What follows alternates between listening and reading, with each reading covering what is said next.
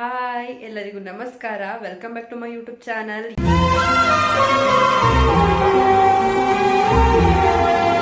ಯಾರೆಲ್ಲ ನನ್ನ ಚಾನಲ್ನ ಫಸ್ಟ್ ಟೈಮ್ ನೋಡ್ತಾ ಇದ್ದೀರಾ, ಪ್ಲೀಸ್ ಬೇಗ ಬೇಗ ಎಲ್ಲರೂ ನನ್ನ ಚಾನಲ್ನ ಸಬ್ಸ್ಕ್ರೈಬ್ ಮಾಡ್ಕೊಂಡು ವಿಡಿಯೋಸ್ನ ನೋಡಿ. ಹಾಗೆ ಎಲ್ಲರಿಗೂ ಹೊಸ ವರ್ಷದ ಆರ್ಥಿಕ ಶುಭಾಶಯಗಳು. ಇವತ್ತಿನ ಡೇ ಎಲ್ಲರೂ ಏನೇನು ಮಾಡ್ತಾ ಇದ್ದೀರಾ, ಯಾವ್ಯಾವ ದೇವಸ್ಥಾನಕ್ಕೆ ಹೋಗಿದ್ದೀರಾ ಅಂತ ಕಮೆಂಟಲ್ಲಿ ತಿಳಿಸಿ. ಹಾಗೆ ನಾನು ಇವತ್ತು ನಮ್ಮ ಊರ ಪಕ್ಕನೇ ಇರೋ ಗದ್ದಿಗೆ ಹೋಗ್ತಾ ಇದ್ದೀವಿ. ಫ್ರೆಂಡ್ಸ್ ಎಲ್ಲ ಫುಲ್ಲು ಗರ್ಲ್ಸ್ ಗ್ರೂಪ್ ಹೋಗ್ತಾ ಇದ್ದೀವಿ. ಬನ್ನಿ ಯಾವ ರೀತಿ ಇರುತ್ತೆ ಅಂತ ತೋರಿಸ್ತೀನಿ. ಆಲ್ರೆಡಿ ಮನೆ ಕೆಲಸ ಎಲ್ಲ ಮಾಡಿ, ಹಾಗೆ ಇವತ್ತು ಈಗ ನೋಡಿ ನಾವು ಎಷ್ಟು ಬಿಂದಾಸಾಗಿ ಮನೆ ಕೆಲಸ ಎಲ್ಲ ಮಾಡಿ ದೇವಸ್ಥಾನಕ್ಕಂತ ಹೋಗ್ತೀವಿ. ಆದರೆ ನಮ್ಮ ಅಪ್ಪ ಅಮ್ಮ ಆಗಿರ್ಬೋದು, ಅತ್ತೆ ಮಾವ ಆಗಿರ್ಬೋದು, ಚಿಕ್ಕಮ್ಮ ದೊಡ್ಡಪ್ಪ ಪ್ರತಿಯೊಬ್ಬರು ಕೂಡ ಕೆಲಸ ಅನ್ನೋದು ಮಾಡೇ ಮಾಡ್ತಾರೆ. ಅವ್ರಿಗೆ ಹಬ್ಬ ಇರಲಿ ಹೊಸ ವರ್ಷ ಅನ್ನೋದೆಲ್ಲ ಅವ್ರಿಗೆ ಏನೂ ಇಲ್ಲ. ಮಾಮೂಲಿ ಸ್ನಾನ ಮಾಡ್ತಾರೆ, ದೀಪ ಹಚ್ತಾರೆ, ಹೋಗ್ತಾರೆ ವಾಪಸ್ ಕೆಲಸ ಮಾಡೋಕ್ಕೆ. ಸೊ ಅದೇ ರೀತಿ ಇವತ್ತು ನಮ್ಮ ಮನೇಲೂ ಅಷ್ಟೇ ಮಾಮೂಲಿ ಅಷ್ಟೊಂದು ಕೆಲಸ ನಡೀತಾ ಇದೆ. ಇವತ್ತು ಲಾಸ್ಟ್ ಡೇ ಅಷ್ಟೊಂದು ಕೆಲಸ.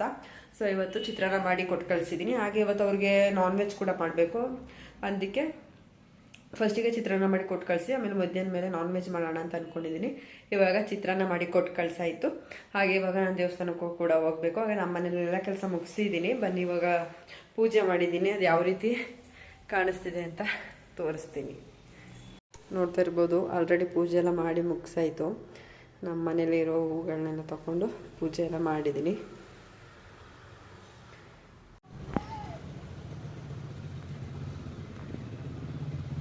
ಎರಡು 2025 ಯಾವ ರೀತಿ ಟಕ್ ಅಂತ ಪಾಸ್ ಆಗೇ ಹೋಯ್ತು, ನಮ್ಗೆ ಗೊತ್ತೇ ಆಗಲಿಲ್ಲ ಎಷ್ಟು ಬೇಗ ಒಂದು ವರ್ಷ ಆಗೇ ಹೋಯ್ತಲ್ಲಪ್ಪ ಅಂತ. ಹಾಗೆ ನಾನು ಎಲ್ರಿಗೊಂದು ಕ್ವಶನ್ ಕೇಳ್ತೀನಿ, ನೀವು ಕಮೆಂಟಲ್ಲಿ ಆನ್ಸರ್ ಮಾಡಿ. ಈ 2025ರಲ್ಲಿ ನೀವು ಏನೆಲ್ಲ ಕಳ್ಕೊಂಡ್ರಿ, ಏನೆಲ್ಲ ಪಡ್ಕೊಂಡ್ರಿ ಅಂತ ಕಮೆಂಟಲ್ಲಿ ತಿಳಿಸಿ. ನನ್ನ ಬಗ್ಗೆ, ನನ್ನ ಲೈಫ್ ಬಗ್ಗೆ ಹೇಳ್ಬೇಕಂದ್ರೆ 50-50 ಇತ್ತು. ಖುಷಿಯಾಗೂ ಇತ್ತು, ಮೊದಲು ಸರಿಯಾಗಿ ಮಾತಾಡೋದು ಕಲಿ. ಖುಷಿಯಾಗೂ ಇತ್ತು, ಸ್ಯಾಡ್ ಆಗೂ ಇತ್ತು, ಚೆನ್ನಾಗಿತ್ತು ಏನೋ ಒಂಥರ. ಇನ್ನು ಈ 2026ರಲ್ಲಿ ಎಲ್ಲ ಒಳ್ಳೇದೇ ಆಗಲಿ ಅಂತ ದೇವರ ಹತ್ರ ಬೇಡ್ಕೊಳ್ತೀನಿ. ನಾನು ಏನೇನು ಡ್ರೀಮ್ ಇಟ್ಕೊಂಡಿದ್ದೀನಿ ಅದೆಲ್ಲ ನೆರವೇರಲಿ ಅಂತ ದೇವರ ಹತ್ರ ಬೇಡ್ಕೊಳ್ತೀನಿ. ಸ್ಟೆಪ್ ಬೈ ಒನ್ ಎಲ್ಲ ಈಡೇರಲಿ ಅಂತ ಕೇಳ್ಕೊಳ್ತೀನಿ. ಹಾಗೆ ನಿಮ್ಮೆಲ್ಲರಿಗೂ ದೇವರು ಆರೋಗ್ಯ, ಆಯಸ್ಸು ಎಲ್ಲ ಕೊಟ್ಟು ಕಾಪಾಡಲಿ ಅಂತ ಕೇಳ್ಕೊಳ್ತೀನಿ. ಹಾಯ್ ಮಾಡಿ. ಸೊ ಇವಾಗ ನೋಡ್ತಾ ಇದ್ದೀರಲ್ವ ಬಸ್ಸಲ್ಲಿ ಎಷ್ಟು ಜನ ಅಂತ. ನಮಗೆ ಸೀಟ್ ಸಿಗಲಿಲ್ಲ ಕೊನೆಗೂ. ಹಾಗೆ ನಿಂತ್ಕೊಂಡಿದ್ವಿ ನಾವೆಲ್ಲ. ನಾವು ಹೋದ್ವಿ, ಎಷ್ಟು ಜನ ಇದ್ದಾರೆ ಅಂದರೆ ನೀವೇ ನೋಡಿ. ಸೊ ಇವಾಗಷ್ಟೇ ನಾವು ಗದ್ಗೆಗೆ ಬಂದಿದ್ದೀವಿ. ಎಷ್ಟು ರಶ್ಶು ಅಂದರೆ ಬಸ್ ಸ್ಟಾಪಲ್ಲಿ ಇಷ್ಟೊಂದು ರಶ್, ಇನ್ನೊಂದು ಟೆಂಪಲಲ್ಲಿ ಇನ್ನೆಷ್ಟು ರಶ್ ಇರಬೇಡ. ಎಲ್ಲರೂ 10 ಸೆಕೆಂಡ್ ಮೌನಾಚರಣೆ ಮಾಡೋಣ. ಇವರಿಗೆಲ್ಲ ಸ್ವಲ್ಪ ನಾಚಿಕೆ ಆಗ್ತಾ ಇದೆ, ಆದರೂ ಪರವಾಗಿಲ್ಲ. ಹೆಂಗಿತ್ತು ಬಸ್ಸಲ್ಲಿ ಎಕ್ಸ್ಪೀರಿಯನ್ಸು?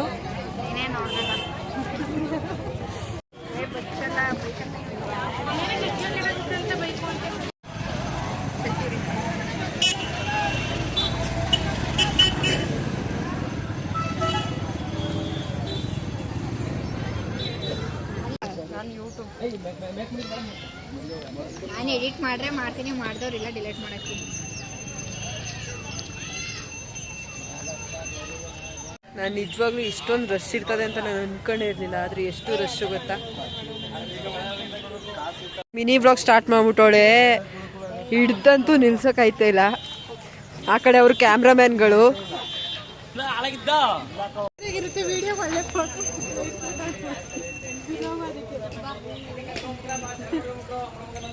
ಸಾಕು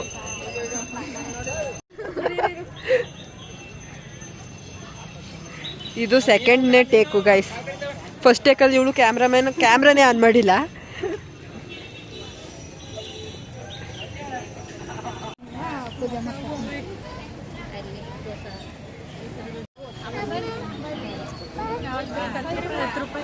ಇಲ್ಲೇ ಎಂಟ್ರಿ ಇತ್ತು. ಇವಾಗ ಒಂದು ರೌಂಡ್ ಬರಬೇಕು. ಎಷ್ಟು ಜನ.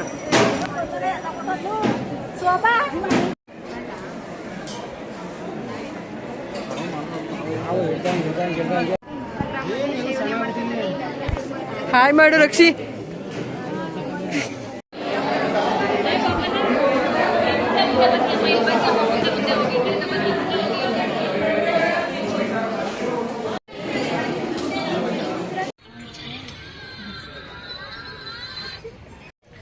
ಸೊ ಇವಾಗಷ್ಟೇ ದೇವ್ರದ್ದು ದರ್ಶನ ಎಲ್ಲ ಚೆನ್ನಾಗಿ ಆಯಿತು. ಸಿಕ್ಕಾಪಟ್ಟೆ ರಶ್ಶು, ಆದರೂ ಕೂಡ ದೇವ್ರ ದರ್ಶನ ಎಲ್ಲ ಚೆನ್ನಾಗಾಯಿತು. ಈಗ ನೋಡಬೇಕು ಊಟಕ್ಕೆ ಹೋಗೋದಾದ್ರೆ ಹೋಗ್ತೀವಿ, ಇಲ್ಲಾಂದರೆ ಮನೆಗೆ ಹೋಗ್ತೀವಿ. ಟೈಮ್ ಆಯಿತು, ಇನ್ನು ಅಲ್ಲಿ ಬೇರೆ ಹೋಗಿ ನಾನ್ ವೆಜ್ ಬೇರೆ ಪ್ರಿಪೇರ್ ಮಾಡಬೇಕು.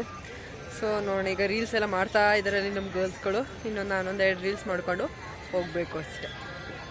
ದೇವ್ರ ದರ್ಶನ ಎಲ್ಲ ಚೆನ್ನಾಗಾಯಿತು. ಅಲ್ಲೇ ಸ್ವಲ್ಪ ಹೊತ್ತು ಫೋಟೋಸ್ ಎಲ್ಲ ಮಾತಾಕೊಂಡು ಇನ್ನು ನೋಡ್ತಾ ಇರ್ಬೋದು ಎಷ್ಟು ಜನ ಇದ್ದಾನಂತೆ. ಇನ್ನು ಈ ಕಡೆ ಸ್ವಲ್ಪ ಚೌಟ್ರಿ ಉಂಟು, ಅಲ್ಲಿ ಊಟ ಎಲ್ಲ ಮಾಡಿಸಿದ್ರು. ಊಟ ಎಲ್ಲ ತುಂಬಾ ಚೆನ್ನಾಗಿತ್ತು. ಅದನ್ನು ನಾನು ವೀಡಿಯೋ ಮಾಡೋಕ್ಕಾಗಲಿಲ್ಲ, ಚೆನ್ನಾಗಿ ಮಾಡಿಸಿದ್ರು ಎಲ್ಲ ಕೂಡ.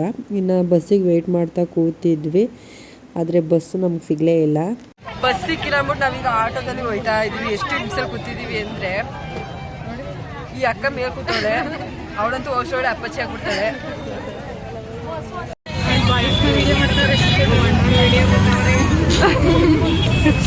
ಸೊ ಇವಾಗಷ್ಟೇ ದೇವಸ್ಥಾನಕ್ಕೆಲ್ಲ ಹೋಗಿ ಬಂದ್ವಿ. ನಾನು ಆಲ್ಮೋಸ್ಟ್ ನಮ್ಮ ಫ್ಯಾಮಿಲಿ ಜೊತೆ ಹೋಗಿದ್ದೆ.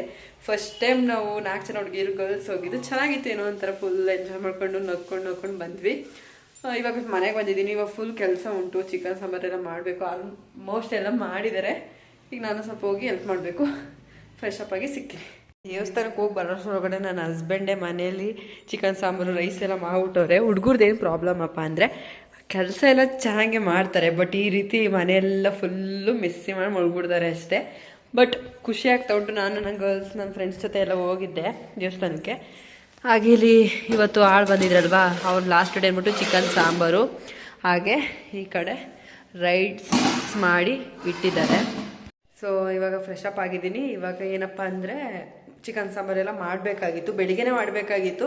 ಅವ್ರೇನೋ ಊಟ ತಂದುಬಿಟ್ಟಿದ್ದಾರೆ ಅಂದ್ಬಿಟ್ಟು ಮಧ್ಯಾಹ್ನಕ್ಕೆ ಮಾಡಿ ಅಂತ ಹೇಳಿದರು.